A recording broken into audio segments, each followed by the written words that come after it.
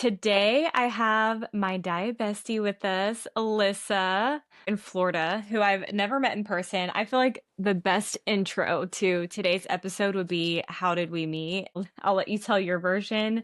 Because to be really honest with you, I don't remember. I feel like I've just always known you.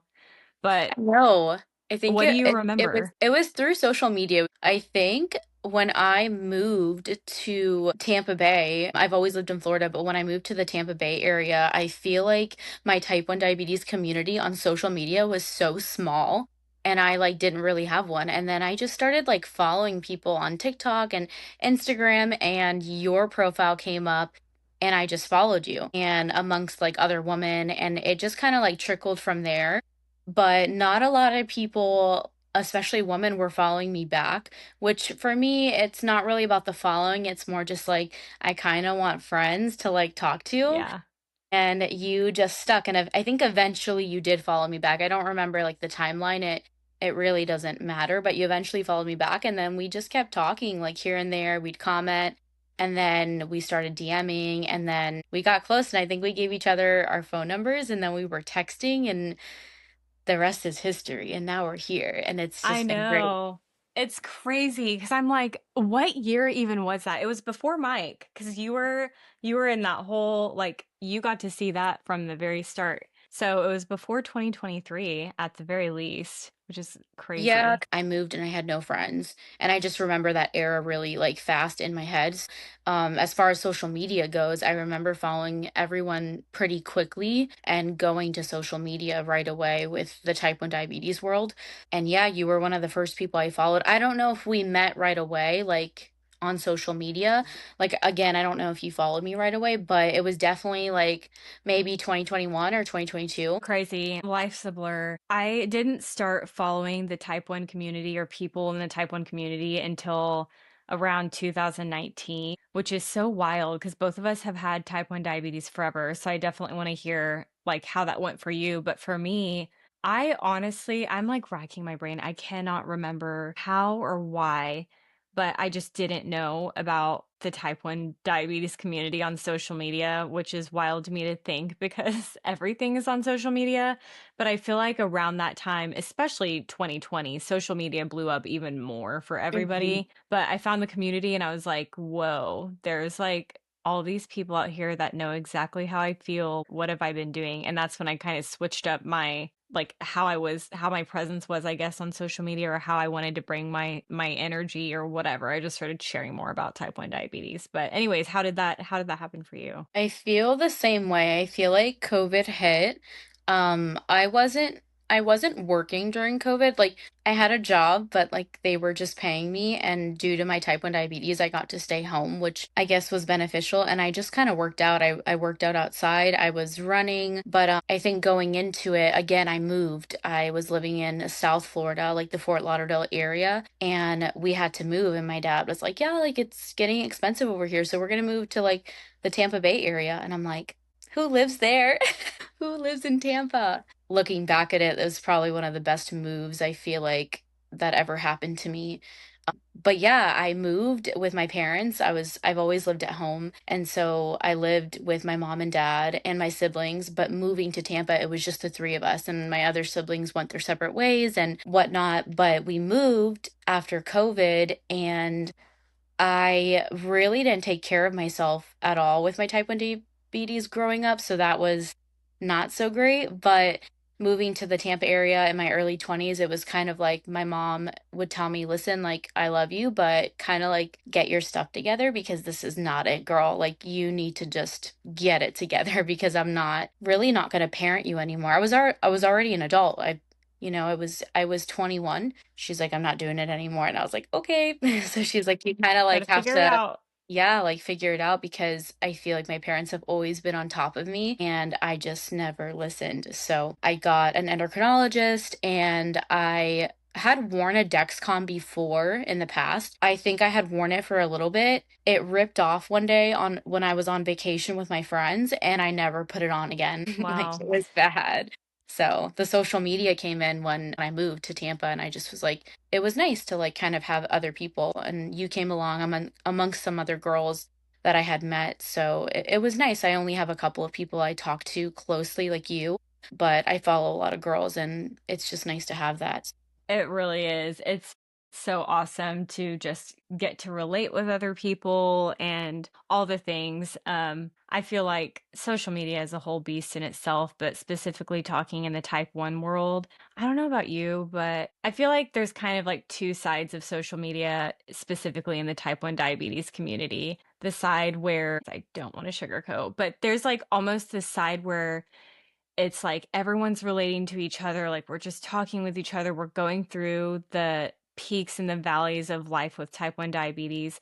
And then it almost feels like this side where there's like this club that you can't get into. I don't know if you feel like that ever, but I do. And so, anyways, so meeting somebody like you and some of the other friends that I've made has been so refreshing because it's like, hey, like we are two completely different people, but what unites us is that we both face this really annoying, crappy chronic illness. So, yeah, but I did want to ask you, just briefly share like your diagnosis story. How old were you? How did all that go? I was diagnosed at 8 years old. It was the summer of 2006. It was July 14th to be exact. I have a twin brother. He does not have type 1 diabetes, thank God. I cannot thank God enough that he does not have this disease because he wouldn't last. He wouldn't last, girl. My twin brother's name is AJ.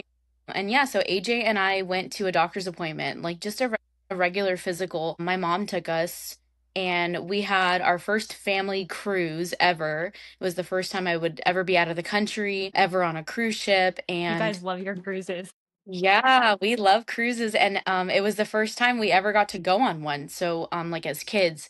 And so it was exciting. And all of our family was going to go, like family from New York. And it was just fun. It was a family trip. And so my mom's like, let's get this out of the way, doctor's appointments before, school and before summer. So we go and like, they do all of the testing. They make you pee in a cup. They test your blood sugar. They test your body weight, all the fun stuff. And so I did the urine test and I guess they like didn't test my urine like while we were physically there. So we left the doctor's appointment. Everything was like fine at that point. And we left, everything was normal. Then the doctor comes running out into the parking lot and he's like, Mrs. Rojas, come back. Like, my mom's like, what's happening? For what? And he's like, come back. I don't know if it was him and the nurse or maybe just the nurse, but they were like screaming for my mom. So we go back into the doctor's office and they're like, come back into the room. I think it was maybe just the nurse. And they were like, Dr. So and so wants to talk to you. I actually don't remember his name. I got diagnosed in Fort Myers, Florida, just like a smaller city that I also lived in. So we go back into the office and the doctor looked at my mom and he's like, think I think your daughter might be diagnosed with type 1 diabetes. And my mom lost it. She was crying and I didn't even know what diabetes was. So I like had no idea. I honestly thought I had cancer. That's obviously how young I was. I didn't know what diabetes meant. None of my family has it, thank God. And so I never knew what it was. I just kind of stood there. I didn't cry. I was just like, what's happening? The doctor looked at me and he was like, hey, Alyssa, like, are you okay? Like, how are you feeling? And I was like, I'm good. Like, I'm great. I'm going on a cruise. Like, I was so excited. I didn't really know what to say. I was just so confused as an 8-year old. Like, what do you say? Your mom's crying, you're confused. It's like, well, we're gonna have you sit here and I'm gonna check your blood sugar. And I'm just like, okay. Like, I thought it was just another normal test. So I just kind of like whatever they told me, I would do it. And so he tested my blood sugar, and I don't think that the monitor read my blood sugar. And so Because he it was looked, so high. yeah, yeah. And so I think it just said hi. Like I don't really remember, but didn't Yeah. read properly. And so looking back at it, like now I know that, like what that means. But at 8 years old, I was like, what's diabetes? What's this? What's that? Why is my mom crying? And Yeah. he's like, all right, mom, like we're gonna, you can call your husband. Let's take Alyssa to the emergency room. My mom's like, what do you mean? He's like, all right, so she's doing fine right now, like no signs of DKA, like all of these words I had no idea. Now I know what they mean. And so at that point, I was just kind of like, why do I have to go to the hospital? Like, I don't want to go to the hospital. And so the doctor made, so like those, I don't, obviously, like, neither of us have children, we've never been pregnant, but like, that test that they make pregnant women drink, like the sugar, for the sugar test to see if you're Did diabetic. they have you drink that? No, they Oh did my God. not. Okay. They did not, but my dad bought me a Coca-Cola, a can of Coke, regular Coke. I loved Coca-Cola when I was a kid.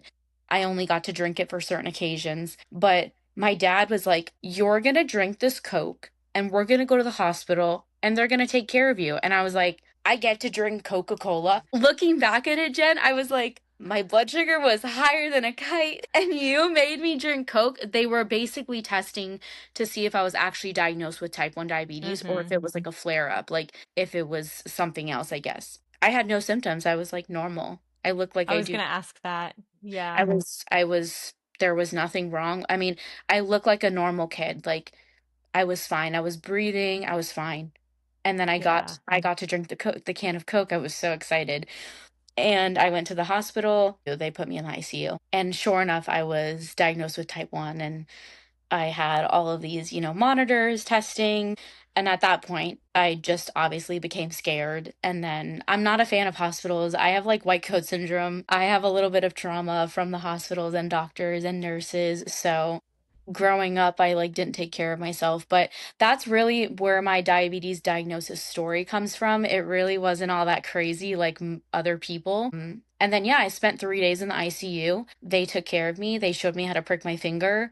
I watched videos on a TV on it where you can Oh, like, and I still have wow. it. And it has a, yep, I still own it till this day. I was like, if I ever have That's kids, if it's a awesome. girl, I'll give it to my daughter if she was diabetic, but hopefully not. Yeah. But yeah, it's just sweet, you know? Wow, that's crazy. I was 9 when I was diagnosed, so obviously very similar. The stories aren't similar, but we're not here to hear about my story today. But what's so funny is like thinking back, both of us were diagnosed around the same age. And it's so funny what like things that you remember and what things you don't.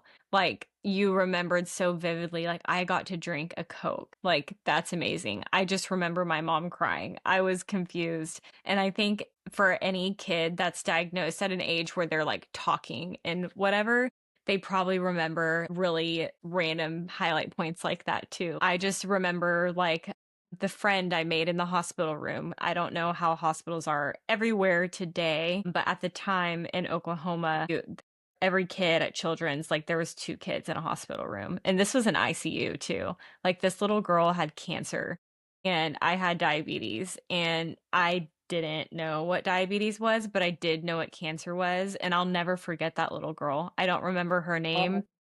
Oh, We were around the same age. I just remember she had a single mom and my big sister with just the caring heart that she has. And she's a nurse today. And I attribute a lot of that to my diagnosis.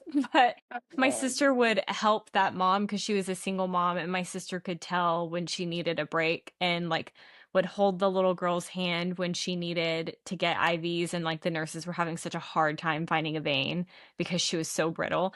Like those are the things that I remember. It's crazy because when you're talking about your story, you're not really sharing like how did I feel necessarily. I mean, yeah, you said you were confused, but you're talking about all the external things that happen. Same for my story. Like I just think of all the external things that happen. The mhm. confusion part probably didn't settle in for me until I got home and it was like reality hit. Here's your shots. Here you go. So, what was that like for you? Like how did the care start for you? How involved were your parents? How involved was your brother? We got home, like our cruise was like a week and a half away. So like the cruise, I had so much fun. And I might get emotional, but That's okay.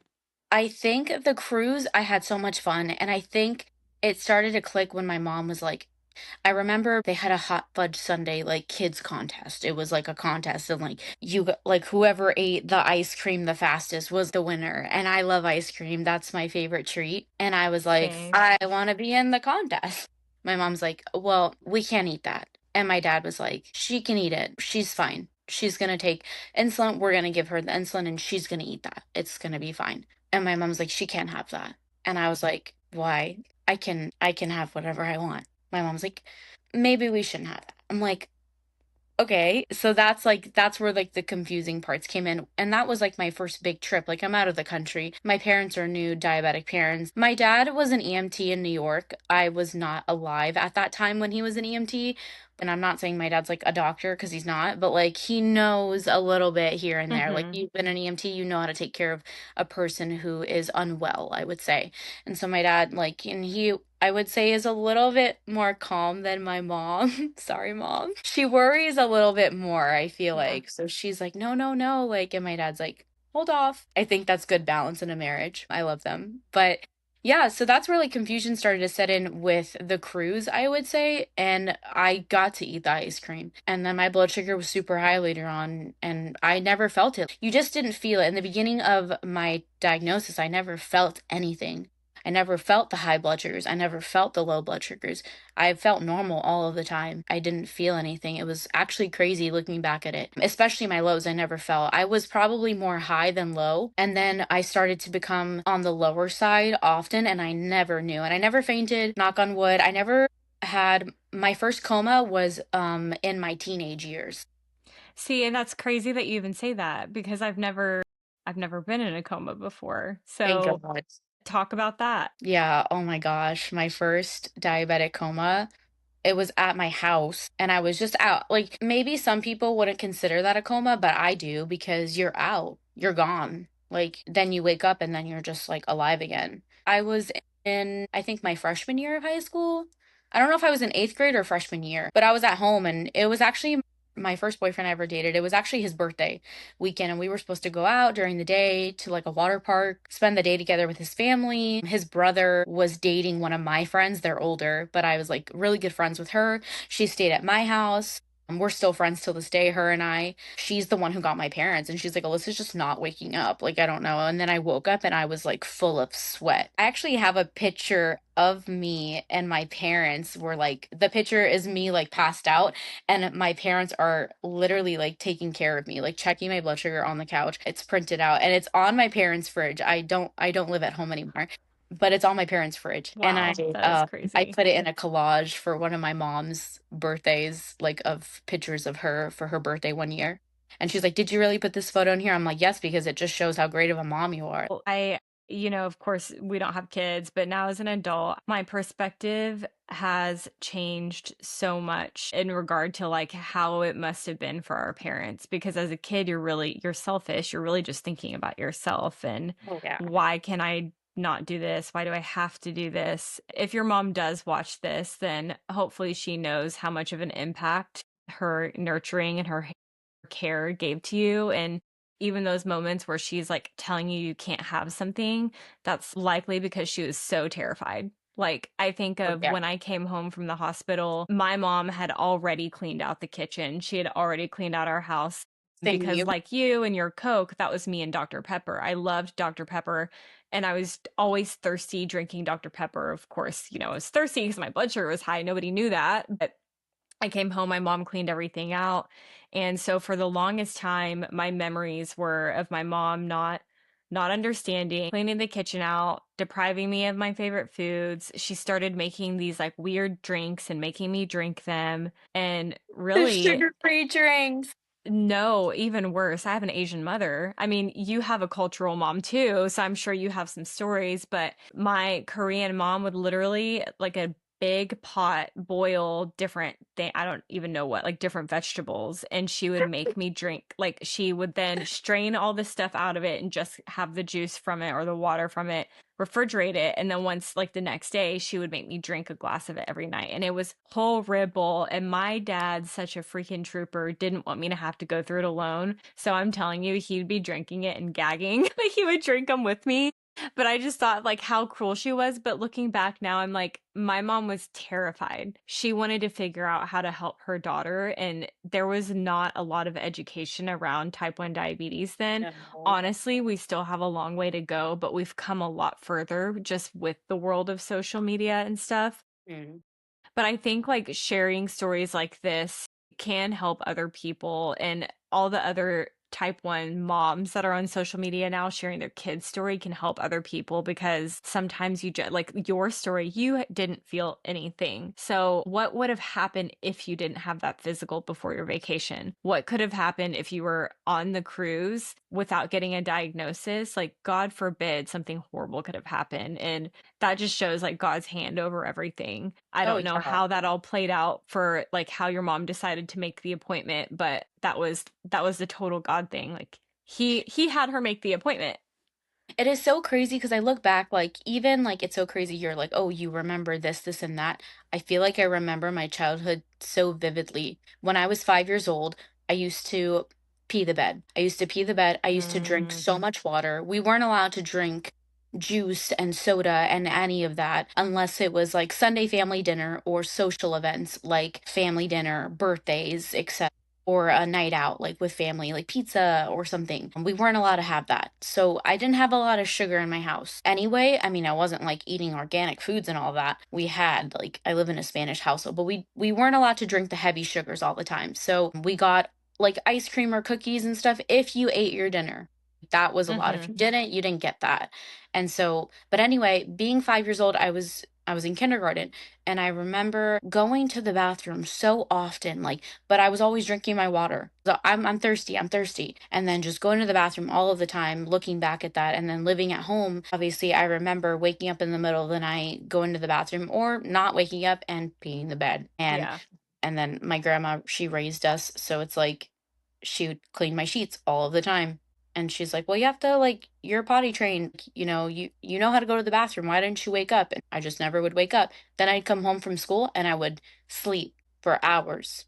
Mm, Isn't that crazy? Five, yeah. six, It seven, and then is 8 years so old. crazy you sharing that because that literally just made me think of when I was a kid, I also would pee the bed. I've never thought about that before because I didn't get diagnosed until I was 9, so I guess I just didn't put that two and two together until literally just now, like you talking Yeah, about like the that. But symptoms, like if you're doing that all of the time and then like your parents are like, "Oh, she's just like not potty trained." No, like get her checked. But then it's like it's not like I never went to the doctors after 5. You know what I yeah, mean? Like you get that my yeah, Isn't that it crazy? is so crazy. So I crazy. mean, not you and I end up becoming helicopter moms when we're like we're I'm getting like, tested for don't everything. yeah, we might no, It's you just just have to. You have to. you really do. And it's so crazy how something like peeing the bed, people can just naturally and rightfully so deem as like, oh, an accident, it's a kid, whatever. But Mhm. most parents wouldn't think this is something more, you know? A Yeah. parent that hasn't had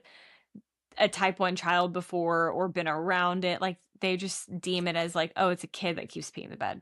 And granted, like I would say as a woman and as a future mom, I hope, like you don't want to think that way all the time. Like people are like, well, they're being negative or whatever. Like I don't want to be a mom and think that everything's wrong with my kid, right?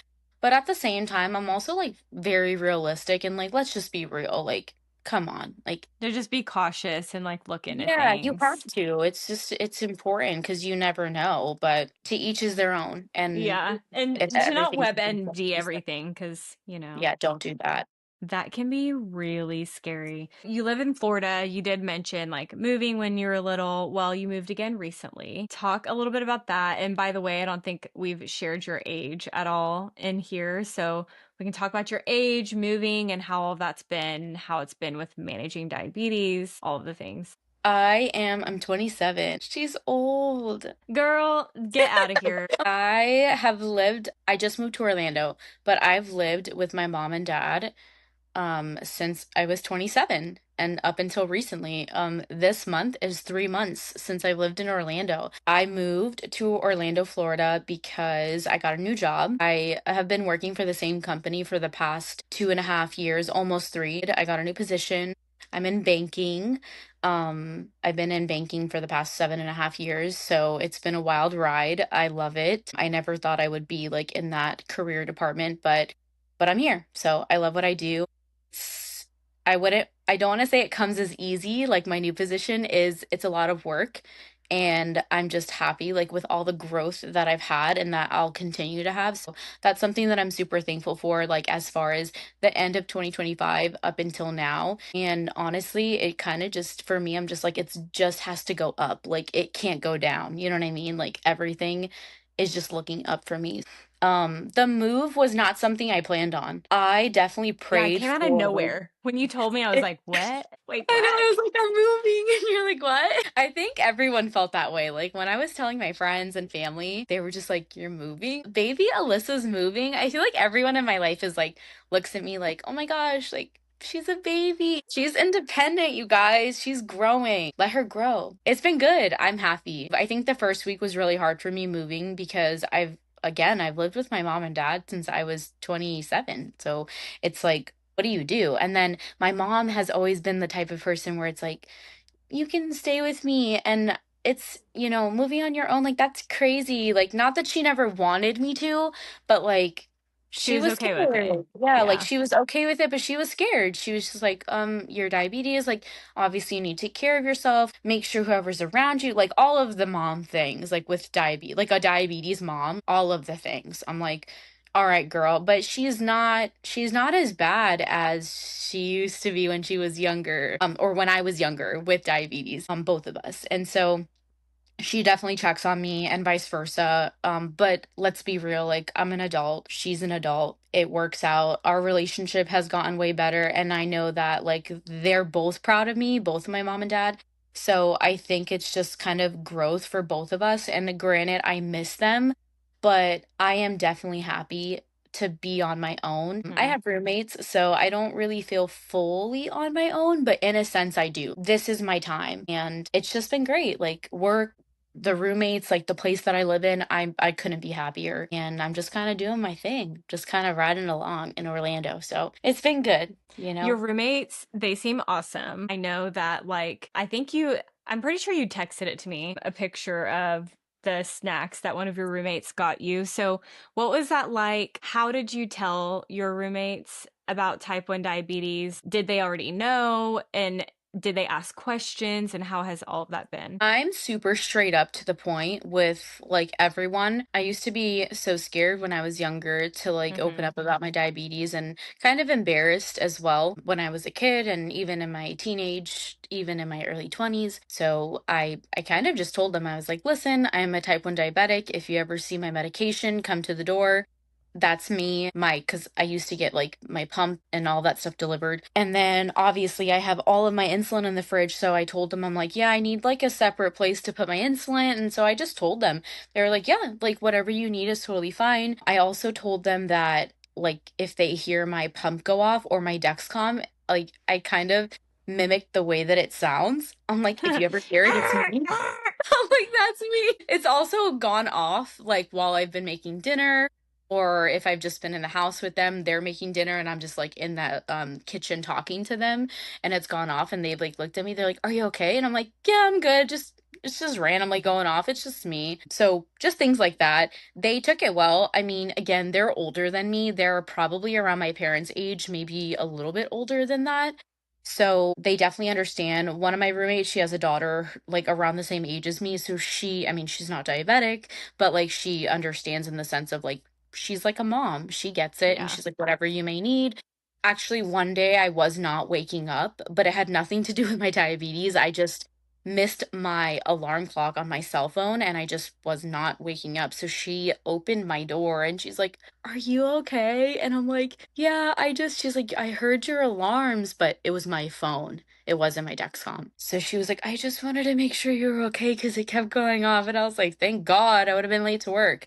So Yeah. it was Wow. nice. Yeah. And then my other roommate, yeah, for Christmas, she got me like peanut M&Ms and M's, and she's like, "This is for your low blood sugars. Merry Christmas." It was super sweet. So they're really kind. They don't bother me. They're super respectful. Sometimes like one of them will make food and she's like, and she'll offer me food. And I think that's really sweet. I've never had roommates besides my mom and dad. So I know how to be respectful and spaceful with other people, but like with my family, not with others. So it's been cool. It sounds like they're like, okay, you You have type 1 diabetes. You're an adult. Sounds like you got it covered, but also like, are you If I okay? Like, need let me them, know. Yeah, if I I love need them, that. like they would do anything for me. Like that's how I would put it. Like Yeah, Daisy that's what was it like, sounds "Oh, like. if you need to go to the hospital, like I can take you. Just let me know." I'm like, "Thanks, girl." Like they would take me. Like they would take care of me if I needed. Hopefully no hospital visits here.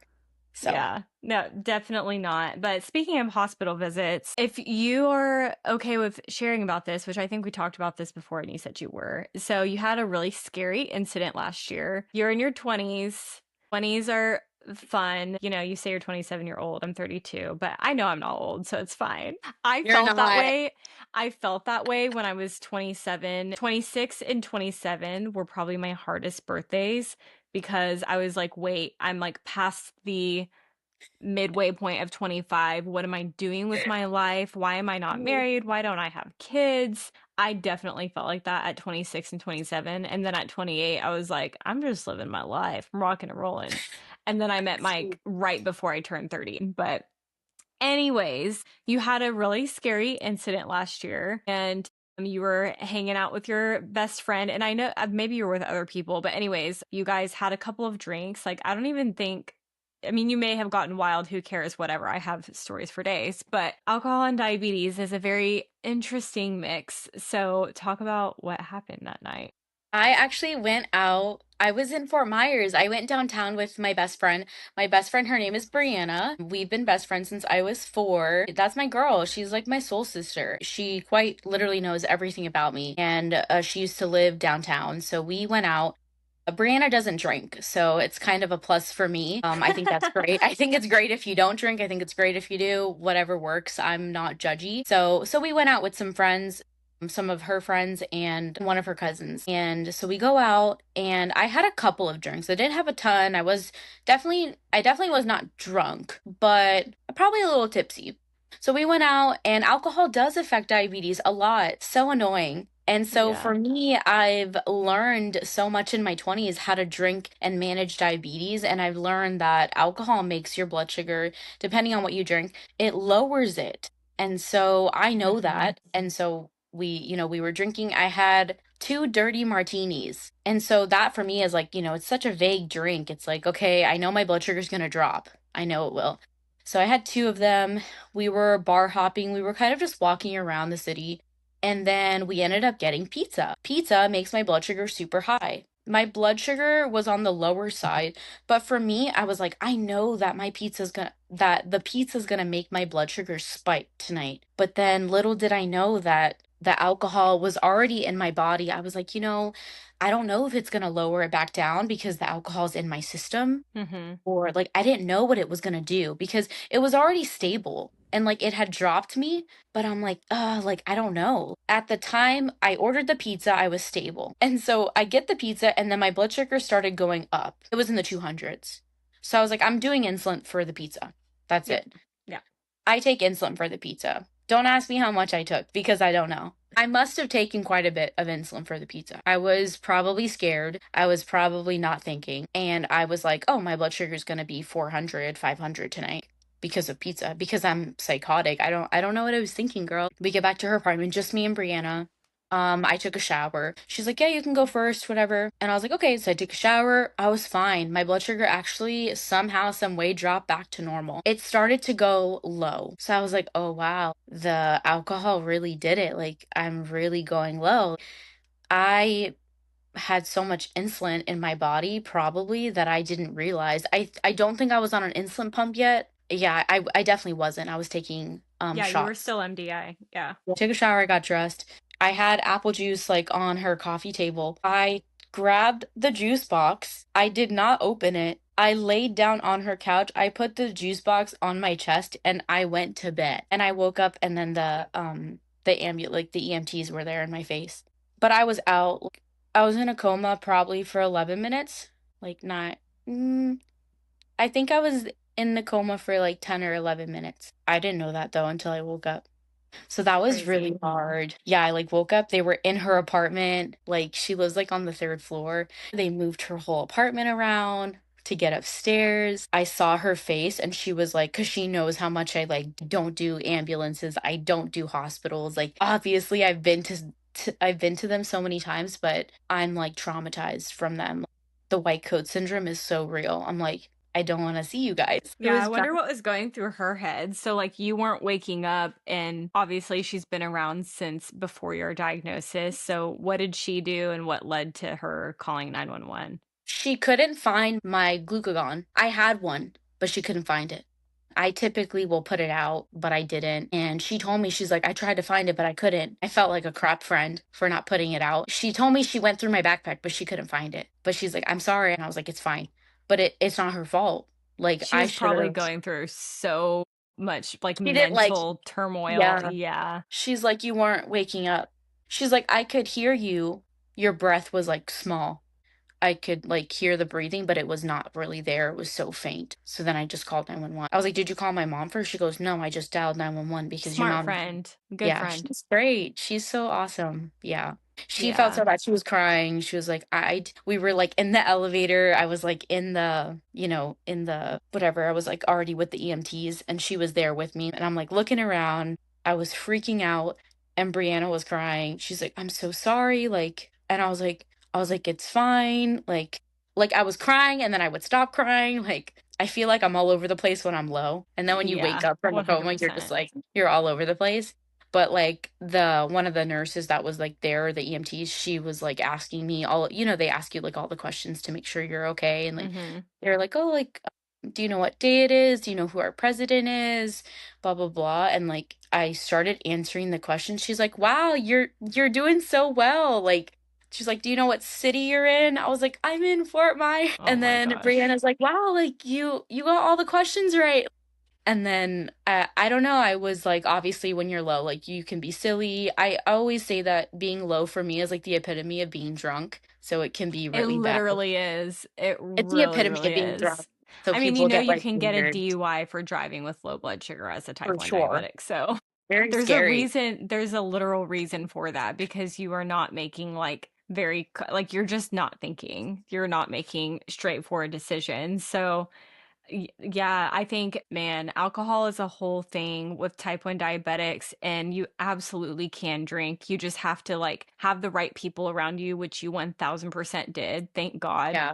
And you just have to like prep, the people, which you did, but it's crazy. Like normal people in their 20s, a girl just living her life, 20 something, like they don't have to think about those things. Like, let me make sure my friends are versed on diabetes. Let me make sure, like, and then you're beating yourself up saying, I didn't take my glucagon out. But like, what other 20 something just has to think about that? Like, you just wanted to go hang Yeah. out with your friends. So it's so crazy. I remember when you told me like literally the next day or the day after, I was like, my gosh, are you okay? Like, that is so freaking scary. No, it was on Super Bowl Sunday. Like That on is Super Bowl Sunday, I crazy. had just gotten out of the hospital and then I was like laying on her couch watching Super Bowl Sunday, but I was like in and out of sleep. Like I had gotten out of the hospital, I was so out of it. Like I remember like the halftime show came on and Kendrick Lamar was playing and she was like, we love Kendrick Lamar. And she's like, girl, Kendrick's playing. And I was like, I was like,